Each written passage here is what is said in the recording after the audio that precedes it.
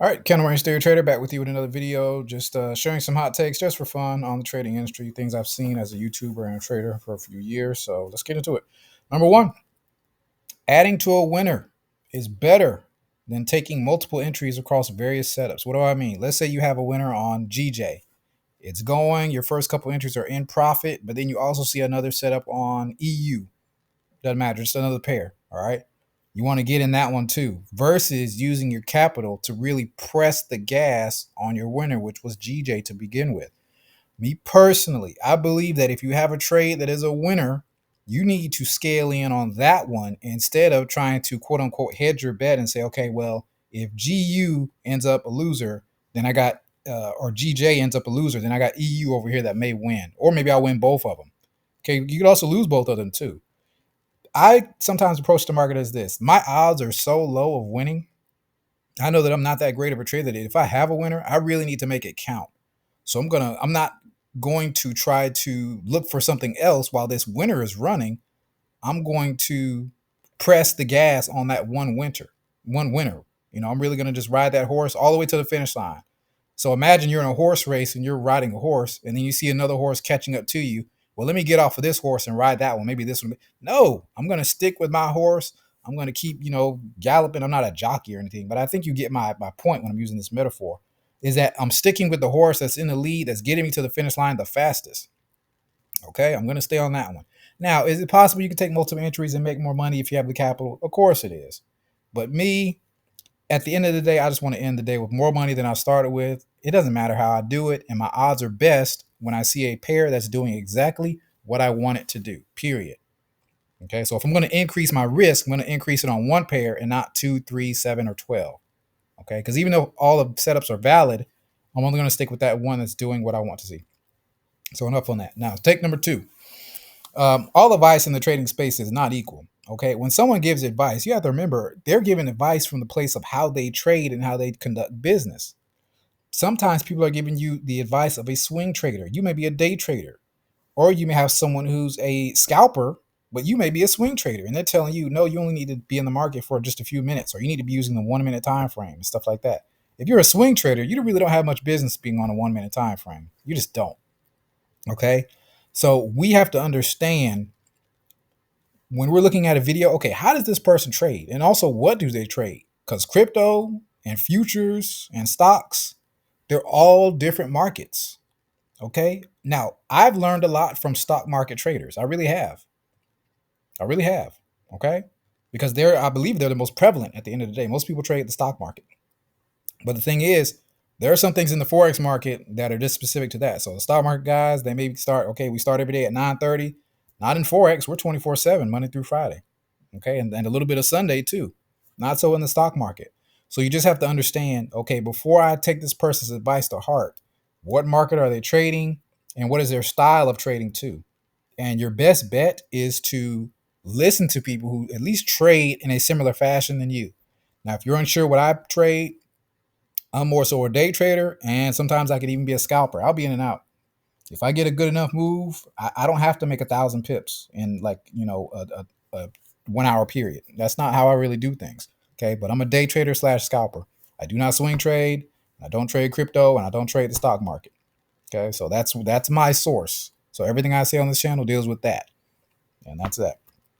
Okay, take number three. This one's gonna cause some ruffle some feathers, but oh well. Mental stops can work if you are a disciplined person.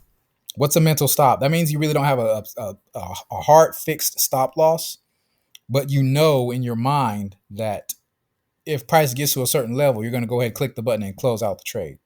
Now, there'll be times where I'll have an initial entry and I'll set a hard stop, be it 10 pips, be it 15 pips, whatever.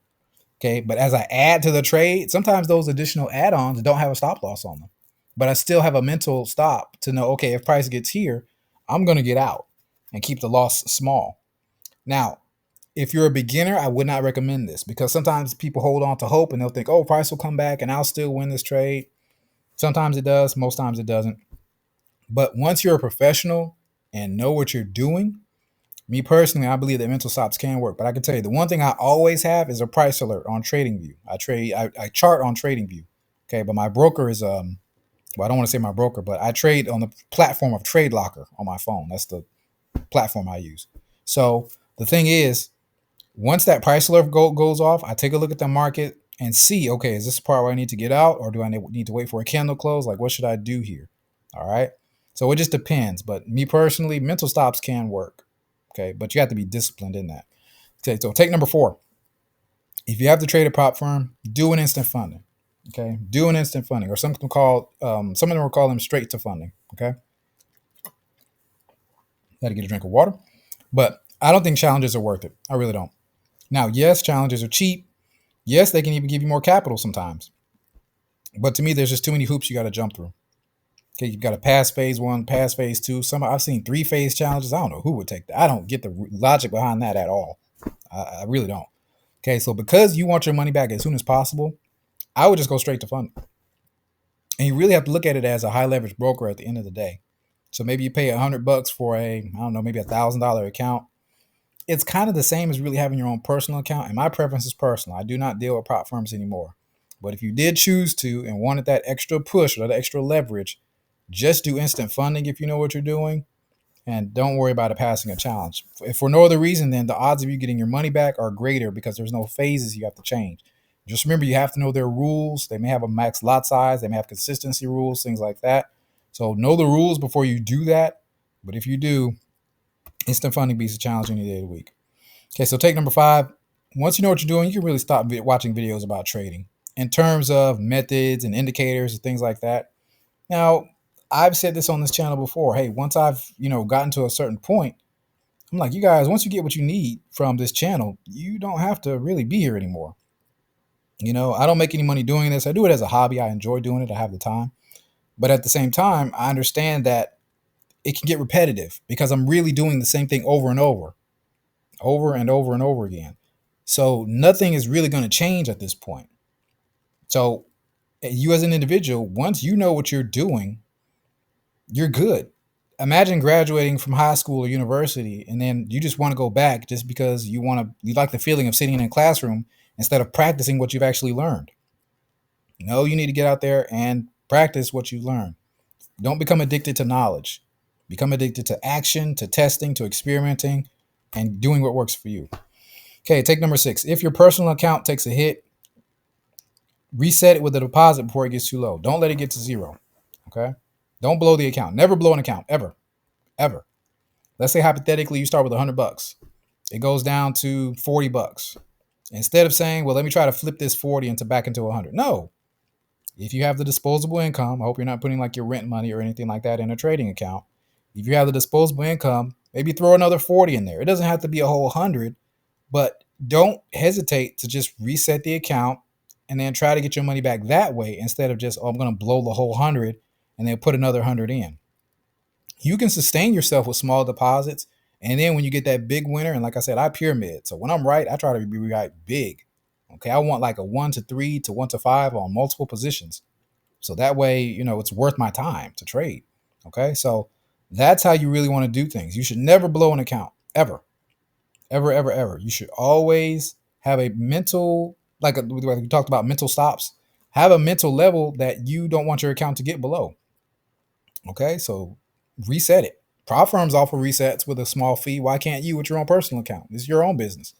Okay. But I'll strongly recommend that. Have a number that, I don't want my account to get below this. Once it does, either I got to save up some money or whatever, but I'm not going to blow it. Okay. Protect that account. Okay. Take number 7. Don't be afraid to create your own trading setup. Now, there is a video on this channel called Design Your Own CRT. You can take a look at that for more info on it. But some of this stuff, I operate in the framework of the candle range theory. That obviously is something I did not create. At the same time, when it comes to certain entry models and even with using the ATR indicator, as far as I know, I'm the originator of that. I didn't see anyone else using an ATR with candle range theory. That's just me. Now, if I'm wrong, I'll stand corrected. I'll have no problem admitting that. I have no ego when it comes to this stuff because I'm not. It's just not my thing. Okay, it's just that I was a big fan of ATR, and I had just a feeling that I do believe that the concept of mean reversion and price can only go so far before eventually should retrace, or pull back, not necessarily reverse. So I just used that indicator and crammed it into candle range theory to see, okay, how can I make these two work together? And I came, eventually, over trial and error, I came up with the momentum trade that has been working phenomenally for me. But I made that. Okay. There's nothing stopping you from making something of your own. Maybe you like the 50 EMA. Experiment and see how the 50 EMA might work with candle range theory. Maybe you like the 200 EMA. Maybe you like fibs. Maybe you like Bollinger Bands. Is there a way that you can possibly toy with that to see if they can work together? Sometimes they may, sometimes they may not. But once you do that and create a system of your own, your sense of ownership in that is a feeling like no other. It really isn't. Okay, there's nothing that can compare to saying, you know what? I took the pieces that I had, I formulated my own, some people still call it an algorithm, or just my own style of trading, and it is what it is, and it works for me. Okay, so whatever you have, don't be afraid to get something that's going to work for you. Okay, but that's something that you have to devise. Okay, take number 8. Low profit targets are A-OK. They're A-OK. Here in the US, like I said, the minimum wage is about $7.25. All right, for 1 hour of time. Now, some people may have a job where they make let's say $20 an hour. If you take a good enough trade, you can make $20 in 5 minutes. Okay, so sometimes that has to be enough. If you can make an extra $20 a day trading, that's $100 a week. That's $500 a month. That's not bad for a side hustle for you clicking a few buttons on a phone. It's really okay. So oftentimes in trading, we see these traders, they're making thousands of dollars and driving Lambos. Some of them are rented. They're staying in penthouses, but some of them are really Airbnbs. We don't know how these people are living. So I'm not into all that. My thing is this, though. For you as a trader, you know what you need to pay your bills or take care of yourself or your family. Okay. So obviously we want to get to a goal. Well, yeah, sure, you may make 6 figures in a day. That's fine. You may make 5 figures in a day. That's fine. But when you start out, if you can start out just making $20 a day, $100 a week, be proud of that. Be proud of that, because I promise you, there are some people who don't make $500 a week at a job. I promise you. Even an extra $40 a day, then you double that. There are some people who don't make that at a job. If you can make an extra $50 a day, that is awesome. Okay, so it's okay to have low profit targets when you're starting out. Don't feel like you have to make $1,000 tomorrow in one trade. It's probably not going to happen, but you can make $20. Okay, all right. So number 9. Speaking of which, pocket watching is a waste of time. If you don't know what pocket watching is looking at how much money other traders make. Okay, I don't make a show of that. I really don't, because how much money I make trading has nothing to do with you. How much money you make trading has nothing to do with me. Now, while I would love to say, hey, CRTT, I watched your videos and I made $1,000, I'll be thankful. Hey, that is awesome. But does that help me any? Not really. Okay, I show a momentum trade. Let's say I make a couple $100. I mean, that's good for me. Does it do anything for you though? Not really. You need to be obsessed with what you got going on. Okay, but it's really is a waste of time to study and look at how much money someone else is making, especially if you're not making any. That's the biggest waste of time, to be obsessed with how much money another man or another woman is making. Now, of course, I know it can provide motivation and things like that. That's cool. But at the end of the day, just worry about yourself. And as well, too, we know in this internet age, anything can be faked. Anything can be faked. So to me, it's not even worth posting screenshots of profits and all that type of stuff. Now I do, and on my post, I have posts like withdrawals and stuff, but I blur out the amounts because it just doesn't matter. And like I said, you wouldn't even know if it's real or not. So who cares? But what is real is the money that hits your bank account. Okay. But I'm not pressed to do things like that because, again, I don't sell any courses. I don't sell any mentorships. This channel is a hobby for me, and it's actually really for my children, to be honest with you. That's the main reason I started this channel. So they have something to refer to because they know how to trade. But the thing is, just focus on what you have going on and do not be obsessed with the income of another trader, because their income won't put any money in your pocket. It just won't. So focus on yourself. Last but not least, don't pay anyone to learn how to trade. I know that's controversial. I just believe, me personally, there are enough videos on YouTube that you can pick up somebody's system, master it, and make a decent income. Like I've seen enough videos. I've seen the videos. Like there really are guys and gals out here that are giving you everything. You could take what they do for free, and I promise you could. I'm not saying you're going to be a full time trader, but if you take it, you could implement a little simple system and have good risk management. You can make an extra few bucks for free. So because there's so much information out here, I just feel like nowadays, or I just believe, rather, I don't feel like I believe that you really shouldn't teach anyone to learn shouldn't pay anyone to teach you how to trade. Here's the only thing I say would be possibly wise to pay for. Okay. If there is a trader, and I don't do this because, like I said, I don't sell my services. I'm not interested in that. If there is a trader who's personally willing to mentor you, and like, I mean, like on pretty much like a daily basis or at a minimum, maybe like a weekly basis, and they'll actually talk with you, they'll walk you through things. That's about the only thing that's worth paying for in my mind. If you're like completely clueless, if you know, hey, look, I need some help. Okay, like I need an actual person I can talk to. Um, then I say, okay, that's allowable. But to pay for like a course, eh, I'm not big on that. But I would say it is worth it to me to pay for a mentorship with someone that you can verify that they're actually successful at what they do. Now, but have I done that? No, I have not. Have I paid for a few courses? Yes, I have. Okay. But I'll tell you this, everything you see on this channel, from the ATR to the candle range theory in and of itself, I did not pay for. I saw it all for free. So that's why I say that. It's all free. That's just the world we live in now. Information is pretty much free. So I would pay for the experience of working one on one with a successful trader, but not for them to show me their quote unquote system. Okay. So, but again, this channel is not about that. I'm not selling anything. There are no mentorships. They're more like there just won't be any. I'm just not interested in that, to be honest with you. I just rather just do this. I'll answer questions in the comments, but I'm not trying to like mentor anybody other than really my own flesh and blood, for lack of a better term. And that's no disrespect. It's just that it's from a time standpoint. That's how I choose to live my life. I didn't start this channel to try to get a bunch of followers and make a bunch of money off of them. Okay. The point of this channel is to help people put a little extra money in their pocket.